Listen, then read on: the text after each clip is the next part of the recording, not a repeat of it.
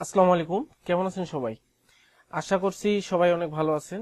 তো আজকে আমি মাইক্রোসফট ওয়ার্ডের ইম্পর্টেন্ট দুটো টপিক নিয়ে আলোচনা করব। প্রথমটা হলো একটা পিকচার কিভাবে ইনসার্ট করতে হয় এবং পিকচারটা কিভাবে এক জায়গা থেকে অন্য জায়গায় সরানো যায়। আর দ্বিতীয় যেটা হলো সেটা হলো একটা পিকচারের মাপ কিভাবে আমরা ঠিক করতে পারি, হাইট আর ওয়াইড দুইটাই ঠিক করতে পারি, অর্থাৎ দৈর্ঘ্য প্রস্থ দুইটাই যদি আমরা ঠিক করতে পারি ভালোভাবে, তাহলে পিকচারটা দেখতে ভালো লাগে। তো ভিডিওটা শুরু করার আগে আপনি যদি আমার এই চ্যানেলে নতুন দর্শক হয়ে থাকেন তাহলে অবশ্যই ভিডিওর নিচে লাল সাবস্ক্রাইব বাটন থেকে আমার চ্যানেলটি সাবস্ক্রাইব করে নেবেন এবং পাশে আসা বেল আইকনটি অবশ্যই অন করে দিবেন। তো আমি আমি আমি আছি Sajjad from Sajjad tutorial play. তো চলুন শুরু করা যাক। তো পিকচার ইনসার্ট করার জন্য প্রথমে আমাদেরকে ইনসার্ট মেনুতে যাইতে হবে। ইনসার্ট মেনুতে যাওয়ার পর এখান থেকে পিকচারে ক্লিক করতে হবে। তো পিকচারে ক্লিক করার পরে আমাদের এরকম একটা উইন্ডো ওপেন হবে। এখানে আমাদেরকে পিকচারটা সিলেক্ট করে দিতে হবে আমাদের কম্পিউটারের হার্ড ড্রাইভ থেকে। তো আমি যেহেতু হার্ড ড্রাইভ থেকে ভিতর থেকে নিব না, তো আমি ডেস্কটপ থেকে নিব। তো আমি ডেস্কটপে ক্লিক করলাম। ডেস্কটপে ক্লিক করার পরে আমি এই পিকচারটা সিলেক্ট করব। এই পিকচারটার উপরে আমি ক্লিক করলাম। ক্লিক করার পরে আমি এখন ইনসার্টে ক্লিক করব। ইনসার্টে ক্লিক করলে আমাদের পিকচারটা ইনসার্ট হয়ে যাবে। তো এই যে আমার পিকচারটা ইনসার্ট হয়ে গেল। তো এখন আমি কিন্তু ইচ্ছা করলে এই পিকচারটা সরাইতে পারতেছি না। তো এটা সরানোর জন্য আমাদের সিম্পল যেটা করতে হবে, পিকচারটার উপর যদি আমি মাউসটা রাইট বাটন ক্লিক করে মাউসের রাইট বাটন ক্লিক করে যদি টেক্সট র্যাপিং, এখানে একটা অপশন আছে, এই টেক্সট র্যাপিং থেকে যদি আমি বিহাইন্ড টেক্সটে ক্লিক করি, এই বিহাইন্ড টেক্সটে আমি ক্লিক করলাম। এখন কিন্তু আমি পিকচারটা যে কোনো জায়গায় সরাইতে পারবো। ঠিক আছে? তো এটা উপর থেকেও করা যায়। উপর থেকে হলো এইখানে যে এই টেক্সট র্যাপিং আছে, এখানে যদি ক্লিক করি, এখানে ক্লিক করে যদি বিহাইন্ড টেক্সটে ক্লিক করি, তাও কিন্তু পিকচারটা আমার মুভ হবে।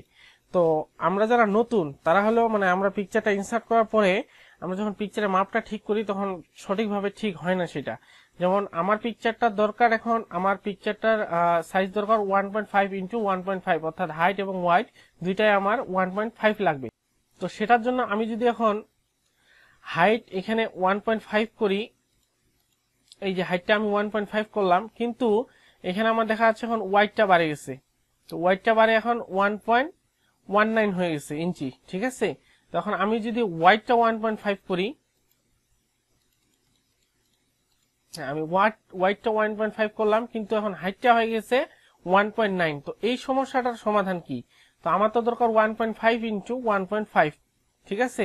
ধরুন আপনি একটা সিভি লিখছেন, তো পিকচারটা আপনার এইখানে এই কর্নারে ডান পাশে রাখা দরকার। তো আপনি ডান পাশে নিয়ে আসলেন, কিন্তু আপনি সাইজটা ঠিক করতে পারতেছেন না। এটা কিন্তু বড় সমস্যা।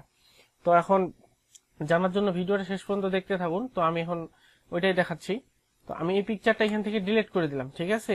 এখন এই পিকচারটা পিকচারটা সাইজটা ঠিক করতে হলে আমাদেরকে এটা টেক্সট বক্স থেকে করতে হবে, আদারওয়াইজ এখানে ইনসার্ট থেকে এভাবে হবে না। তো টেক্সট বক্স নেওয়ার জন্য এই যে শার্প আছে, এই শার্পে যদি আমরা এখন ক্লিক করি শেপে, এই শেপ থেকে প্রথমে যে অপশনটা আছে শেপস থেকে, এই যে এ লেখা আছে একটা ছোট্ট করে, আমি যে কার্সরটা রাখছি এটা কিন্তু টেক্সট বক্স। ঠিক আছে? তো এই টেক্সট বক্সে যদি আমি ক্লিক করি, তাও এখান থেকে টেক্সট বক্স ক্রিয়েট করতে পারবো। অথবা এই পাশে একটা অপশন আছে আবার ইনসার্ট থেকে, এই যে এখানে আছে টেক্সট বক্সটা বড় করে, এই টেক্সট বক্সে যদি আমি ক্লিক করি, এখানে ক্লিক করার পরে এই পাশে দেখা যাচ্ছে ড্র টেক্সট বক্স। তো আমি যদি এখানে ক্লিক করি, ক্লিক করার পরে যদি আমি এখান থেকে এই টেক্সট বক্সটা নিয়ে নিলাম। এখন টেক্সট বক্সটা নেওয়ার পরে এখন এই টেক্সট বক্সের মধ্যে আমাদেরকে পিকচারটা ইনসার্ট করতে হবে। সেটা কিভাবে?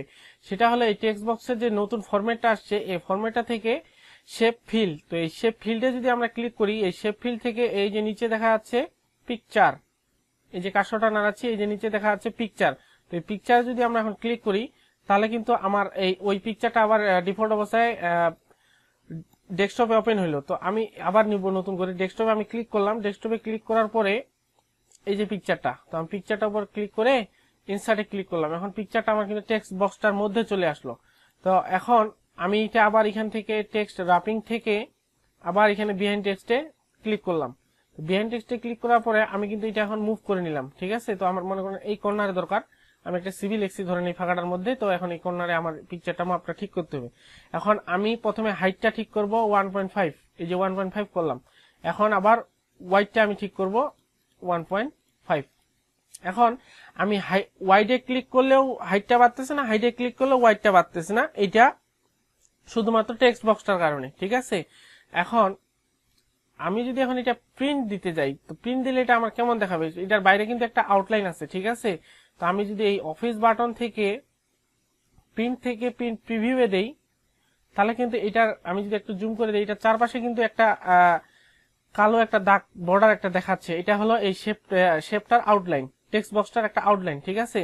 তো আমি যদি ক্লোজ প্রিন্ট প্রিভিউয়ে ক্লিক করে আমি এখন এখানে ক্লিক করে এই যে পিকচারের ফরম্যাটটা আছে টেক্সট বক্সের, এই ফরম্যাটটা থেকে এই টেক্সট বক্সের ফরম্যাটটা থেকে এই যে শার্প আউটলাইন, এইখান থেকে আমি যদি এখন নো আউটলাইনে ক্লিক করি, এই যে নো আউটলাইন অপশনটা সর্বপ্রথম, এই নো আউটলাইনে ক্লিক করলে আমার কিন্তু আউটলাইনটা এখন উঠে গেছে। এখন আবার যদি আমরা অফিস বাটন থেকে প্রিন্ট প্রিভিউয়ে ক্লিক করি, তাহলে কিন্তু এখন আমার ওই কালো দাগটা সরে গেছে, ঠিক আছে? তো এটা আমরা যখন প্রপারলি মানে অ্যাডভান্স লেভেলে কাজ করব, তখন আমাদেরকে এটা পিকচারটা এইভাবে ইনসার্ট করে প্রিন্ট দিলে আমার পিকচারটা আগের মতোই শো হবে, যেভাবে আমরা জাস্ট আমি যদি আবার এখন ইনসার্ট থেকে পিকচারটা নিয়ে দেখাই, পিকচার, তো এই পিকচারটাই আমি দিলাম, ঠিক আছে? এখন পিকচারটা আমি নিয়ে দেখলাম, ঠিক আছে?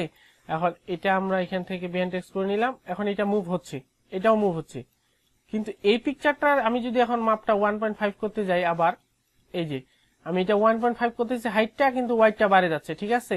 এখন আমি যদি ওয়াইডটা 1.5 করি, এখন কিন্তু আবার হাইটটা আবার কমে গেল, ঠিক আছে? তো এই সমস্যাটার জন্য এই টেক্সট বক্স থেকে আমরা এটা করব। আবার যদি আমি একটু দেখাই দিই, এই যে 1.5, ধরুন আমার 1.7 দরকার, এই যে 1.7 আর এই যে 1.7, এই যে এই পিকচারটা আমাদের সঠিক পিকচার, ঠিক আছে?